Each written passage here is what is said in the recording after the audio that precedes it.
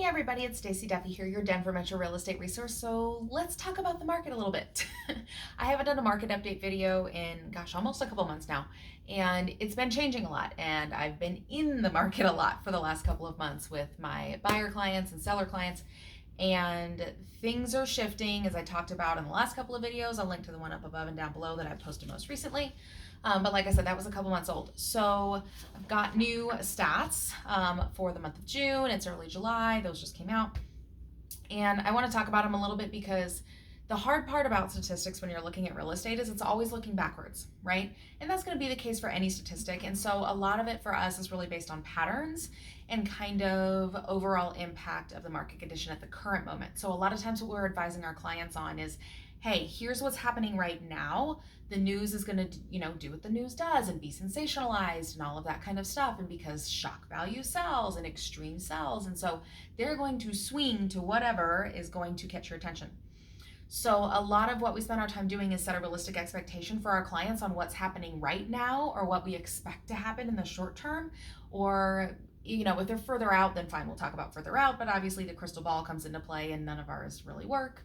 But we have patterns and things to go off of. So the statistics for us usually just confirm what we already knew anecdotally and being in the market and what was happening with our clients already. And a lot of times they only show part of the picture, and we know that as that goes forward and as the next month of data closes for everything that's currently under contract, then it's going to continue to prove the thing that we've already seen. So that's why I always talk about, hey, here's what's happening right now and what's going on with my current clients, because that's going to be more impactful to people that are in the market right now or in the coming weeks versus what the data shows that happened 4, 6, 8 weeks ago. So, but sure enough, numbers came out. I wanted to confirm, and they're not as extreme as I was thinking they would be, but same thing. So June data is going to be for properties listed in May, right? Most of the time, because usually the escrow process is the closing process is going to be somewhere between 3 to 5 weeks. Okay, most closings are going to be roughly 4 to 5 weeks. Cash deals can close a little bit sooner. Sometimes loans take a little bit longer. So, and not all the data is going to be in there for the month, but it's a moving picture. So overall, it's definitely what we've been talking about as far as shifting, as far as the market, the interest rates taking some buyers out of the market. Seasonally, we're having our typical seasonal impact, okay? Where summertime, life is happening, vacations are happening, kids are out of school, people are doing things. And so there's always this dip in buyer demand and kind of leveling off for prices. So a lot of times prices will peak in June. Historically, that's been the case. Last November, our prices peaked back to June prices, which is not normal. Usually they don't peak again or come back up until starting in January, February, and then they'll appreciate for the year through the spring market and peak again in June and kind of set our new record there as when we're in an appreciating market. And sorry, my hands are probably backwards because of how, camera works and all that kind of stuff as far as my up versus high versus lows. And that was the case for our average Denver Metro single family home price is up to $798K. Now you may see different numbers out there depending on which data source, right? So some people include the Boulder Metro or Boulder numbers in Denver. I don't. That's like saying that, Fort Worth is in Dallas. No, it's in DFW, but it's not in Dallas or other major metros. So I use the South Metro Denver Realtor Association numbers. Those are going to be the Denver Metro, 7-county metro, not a 9-county. So we're not going to include Boulder and one of the other northern counties. I think Weld is the other one. So given that, but your average single family home, so detached home price is up to $798. It was $797 and change last month. So we went up just a bit for June, but keep in mind those June closings a lot of times were May listings or mid to late May listings, right? And that's probably going to be our price peak for the year. I don't expect those to continue to go up or to appreciate the rest of the calendar year, at least not till late, unless we have major interest rate drops or something like that. So the challenge with that is that sellers will see those high prices, and when they're looking at comps and when agents are running comps, a lot of times it's that backward looking picture to a more aggressive market and the high prices for the year, right? So if you're going to list a property for sale in August or September, October, like I have 2 sellers that are going to be listing their property for sale here in the next month or 2, then I want to make sure that yes, I have those comps that closed in June that were great prices, but that's probably going to be the price peak for the year. And I don't have as many buyers looking right now as that we're looking in March, April, and May. And March was before the rates went up. April was when it hit everybody upside the head and they just said, crap, I didn't realize it was going to cost that much, but they ended up paying it because they wanted to get the property versus start over. And then May was the people that are like, you know what, I got to move, I'll suck it up, I'll do it. And then, this month in June, this is going to show in July, as far as the June closings, a lot of those buyers that are like, okay, we'll figure it out. We'll take advantage of the slower market. I don't have to compete as much. And it's also kind of that waiting period for a lot of people. They stay on the fence. So rates have come down over the last couple of weeks again, about a half point, I think, is according to, I usually use Freddie Mac. My go-to lenders, I'll reach out to them and kind of see what the rates are. And so I try to use an unbiased source for whatever my rates are, as a conglomeration of a few different lenders that are sending out what market rates they can make available, as well as what Freddie Mac rates are, just to kind of get a ballpark. But those have come down a bit. So we're not quite at 6% like we were a month ago. We're closer to like 5.5, 5.375, depending on, a lot of different factors, financial qualification factors. So with all of that, along with prices okay, yeah, my camera just fell. Let me see if I edit that out. But anyway, I'm gonna pause this and get it back up. Alrighty, so the camera fell. We'll see what I edited out. I don't know, I don't like to edit, so maybe I'll just leave it all in there. But as far as with those rates coming down and the prices kind of capping out for the year, things are going to soften a bit. And so the big thing for sellers is understanding that you are probably not going to get the medieval bloodbath and bidding war that people were talking about back in February and March before the interest rates went up. You may or may not get the price that just closed in May and June for before summertime and everything, and more buyers were out looking, right? You're also going to be competing with more vacant properties because that typically happens the second half of the year. Investors that had tenants in the property that, were vacating in April, May, June, that are deciding to liquidate their properties, they're going to sell in the mid to second half of the year. So there's more vacant property. So staging is going to become more important. Presentation is going to become more important again. All of those things that happen when you can't just, have people climb over each other by your house. So talk to your agent if you're in the Denver metro area. I would love the opportunity for interview. I want to make sure that I present my client's property in the best possible light to achieve their outcome. And a lot of times that's going to include, like, I have painters that we just scheduled to go out and paint a property. It's one of those, do you have to? No. Will it make a difference and be a good ROI? Absolutely. Light fixtures, wall plates and switches, staging, basic landscaping cleanup and that kind of stuff. Better presentation is going to matter, okay? It always matters, but especially in these shifting markets and when you're trying to get somebody in there sooner and not be stale and not have to drop the price. This is one of those sellers that want to be like, hey, let's just throw a number on it and see what happens. They will be like, fine, okay, do you want me to drop the price after 1 week or 2 weeks? Because that's what needs to happen. And so if you get ahead of that, you get ahead of that price leveling for the second half of the year, the middle to second half of the year, get on the front side of it. Don't try to shoot for every single little penny. Present it better, price it at or slightly below market value to get the interest up front. It's going to serve you better in the end versus chasing it downwards, because the couple of times I've had sellers this time of year that decide not to take my advice or listen, they sit there and we drop the price, and then relist it back in January for the price that we just dropped it to, and it'll sell. It's like, okay, let's get ahead of that. Let's not just go through a whole bunch of unnecessary turmoil. So for my sellers, that's the big stuff that I'm talking about right now. Let's present it well. Let's price it appropriately. Just because we could price it for this, or we could have 3 months ago, that is not the market right now. We have to understand less people are looking at it and there's more homes available. I think I looked at, as far as available inventory, as pending listings is almost double what it was this time last year.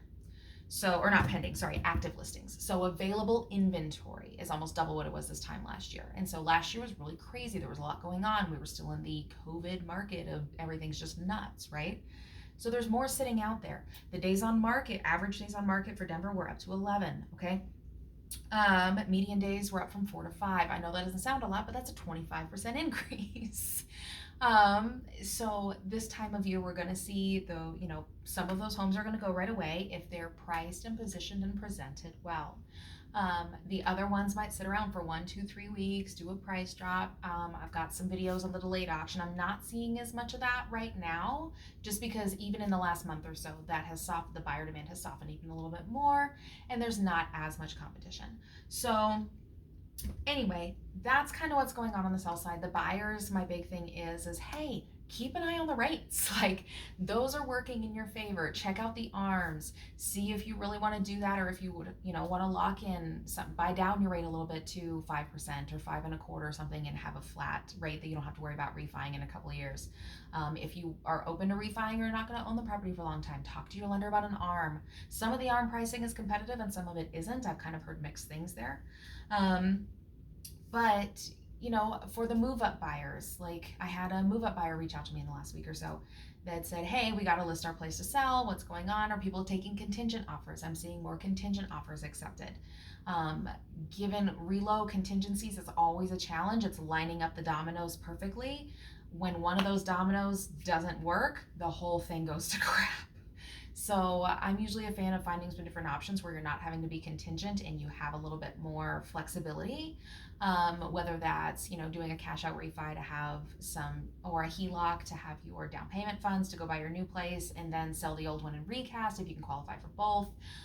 There are some options, some great move up buyer options that are like, hey, we'll give you the money, the lenders will give you the money to do the cash purchase on the front end, and then you can sell on the other end and then take your proceeds afterwards. There are a lot of more creative financing options for those out there, and the lenders are doing a much better job of trying to create those opportunities, because they realize that is a part of the market that's just like, I don't want to have to do this. Like, it's such a pain, and I want to do the single move, and I want to find my replacement home first because I want to be picky, because I can be picky. So anyway, talk to your agent about those. Feel free to reach out to me if you're looking to relocate to or from the Denver metro area. I'd be happy to help. If you need an agent in another area, I've got a link to a form down below where you can send me some basic info and I can make a good match for you. The more info I can get up front, the better and faster I can make a good match. But I want to make a recommendation so you have options to interview, because you should always be interviewing agents. So anyway, for the buyers, that's kind of what's going on. Keep an eye on the rates. Maybe you can get a contingency accepted. Maybe you have some breathing room. You don't have to go see something the first second it goes on, and I'm not fighting for showing appointments, and there's lots of available appointments out there. There's a little bit of breathing room on time on some of these now, which is such a breath of fresh air. Especially for agents, we're like, oh my god, thank you. Agents don't like absolutely crazy nuts markets either, for a lot of different reasons, but it's good stuff for buyers. I'm always happy of that. So I do a lot of buyer business in Q2, Q3, Q4, because for the buyers that can't compete or didn't have $100,000 to bid over the list price and cover the full appraisal gap and all of those crazy things in the spring market, this is your time. Okay, this is your time to have a chance to look at a few properties, realize that maybe they are not the HGTV move-in ready gorgeous home that you wanted, and if they are, they might have a couple of offers, but they won't have 70 or 40 offers. So there's breathing room there. Okay, even at lower price point, I was out showing stuff at the 230 to 280 price point last week, and there was time. They had been on the market. A couple of them had done a price drop. One of them just called me today and said, hey, we did a price drop, what's your feedback on it? So even at all price points across the board, this is going to be happening.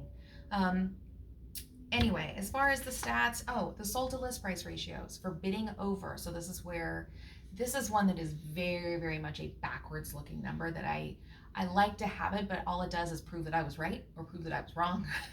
It doesn't really help you going forward. But our close to list price ratio, which is how much the house actually sold for versus what it was originally listed for. This time last year, 105.2%. This time this year, 102.5%.